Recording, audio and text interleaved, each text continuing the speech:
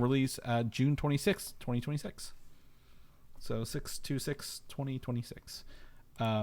That's, I know that's 2 years from now, but that feels pretty good. I mean, that means they're moving along pretty well. They probably got a good script. So we'll get some casting announcements probably. I'm guessing Comic-Con this year, right? San Diego Comic-Con. We'll get some more casting announcements on some villains.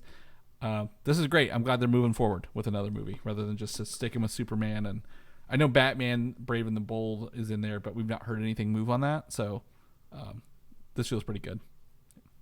I do wonder if there's a reason why it seems like they're putting so much into the Superman, Supergirl, Superwoman properties here off the bat without touching on many other of the characters. I mean, maybe that's just my me not paying as much attention to DC as Marvel, I guess, but it just feels that way.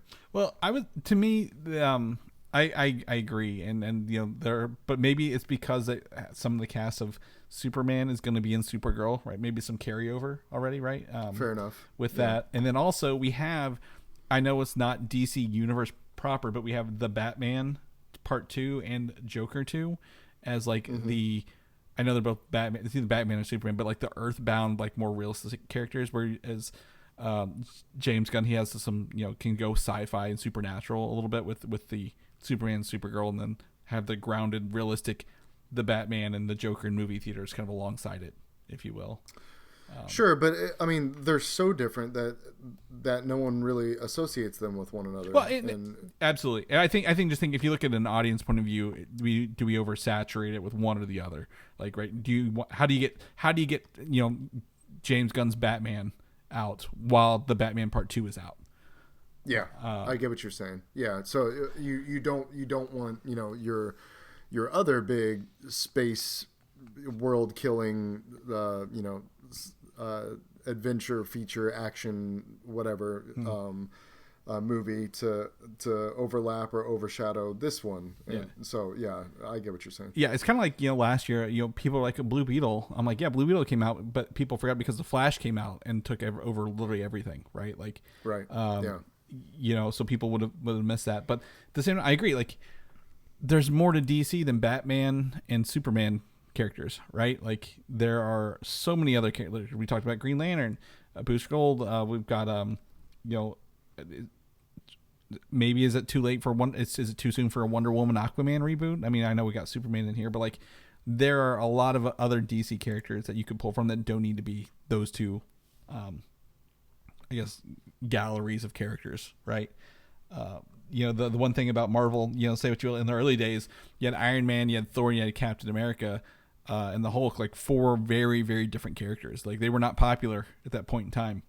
People didn't know who they were. So like, I think you could probably start with some small characters and have some of these quote unquote gods and monsters properties coming out that aren't just Superman.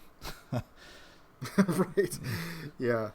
So, but if that's I think the theory I have, and you tell me what you think, because in the movie production world, Warner Brothers proper, they get money from lenders, the banks and people who finance these movies, that they don't have a lot of money to give to DC right now because everything has kind of not been good lately, right? The Flash, Black Adam. I would say maybe Blue Beetle probably got a little bit of money and broke even, but it was made for streaming.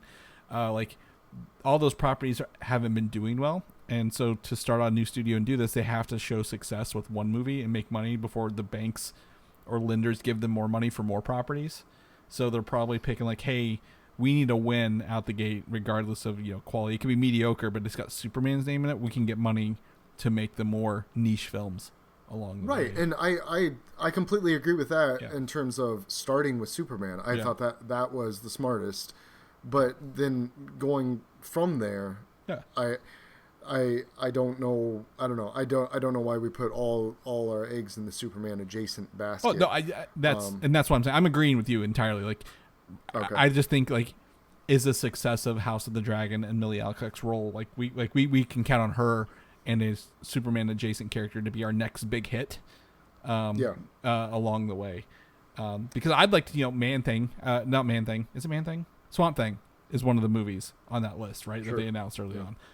I would like to go to Swamp Thing. Like, can we get in there like a little bit? Like, I know he's had enough runs at movies and TV shows, but like, let's do some of that for a little bit, kind of thing. I mean, and I think what they got, I love the casting though. I mean, I know you have said in the past that you have not really gone into House of the Dragon. Yeah. But I think Millie's a good casting. She's really great in the show, and her stint in the show ended not due to, there's no spoilers here, not due to a death or anything, but due to a time jump for the character. Right. So, I think she's a good get for sure. And I mean, even though she doesn't have a ton of experience, she's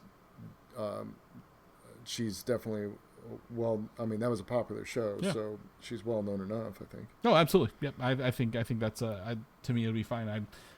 I think any actor, we don't get to see auditions, right? From our point of view, we don't get to see the reading the scripts or how they have to do it. And I think if they can get through that far, they're doing great. I don't think she's not a nepo baby, right? She's not a hey, she's worked with James Gunn before, rehire her kind of deal. So I think it's pretty fun. Last bit of news here. While we don't have The Boys season 4 yet, that's coming out next month. They've already confirmed season 5 is going to be